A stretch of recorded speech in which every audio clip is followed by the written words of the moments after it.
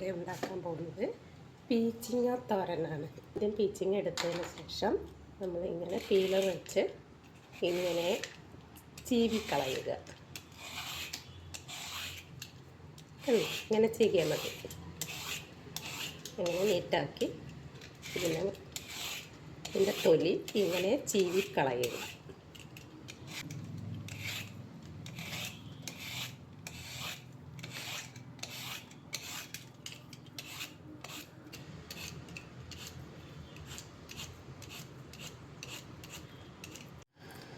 അതിനുശേഷം നമുക്ക് ഇതിനെ ഇങ്ങനെ കട്ട് ചെയ്ത് ചെറിയ ചെറിയ പീസുകളാക്കി മുറിക്കാവുന്നതാണ്.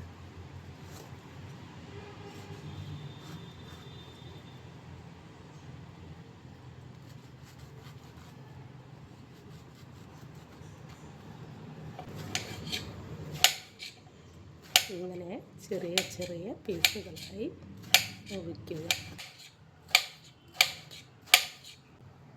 വെളുത്തുള്ളി, ചെറിയ ഉള്ളി, 2 പച്ചമുളക്, കറിവേപ്പില. ഇതിനെ നമുക്ക് ചെറുതായി ഇനി അരിയാം.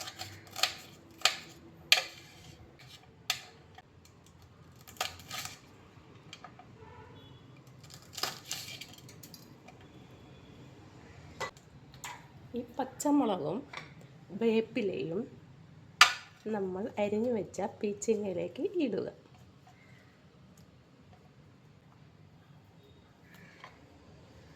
അതിനുശേഷം ഉള്ളി കടുക് പൊട്ടിച്ച് വഴറ്റാം. ഇനി നമുക്ക് ഒരു കടായി അടുപ്പത്ത് വെക്കുക.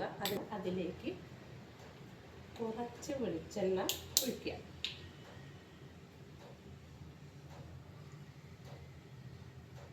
വറ്റൽമുളക് പൊട്ടിച്ച് ഇടുക. 1/2 ടീസ്പൂൺ കടുക്. കടുക് പൊട്ടിയതിന് ശേഷം വെഞ്ഞ് വെച്ച വെളുത്തുള്ളി, ചെറിയ ഉള്ളി അതിലേക്ക് ഇട്ട് ഒരു വിധം വഴന്നതിന് ശേഷം അതിലേക്ക് നമ്മൾ അരിഞ്ഞു വെച്ച പീച്ചിങ്ങ ഇടുക.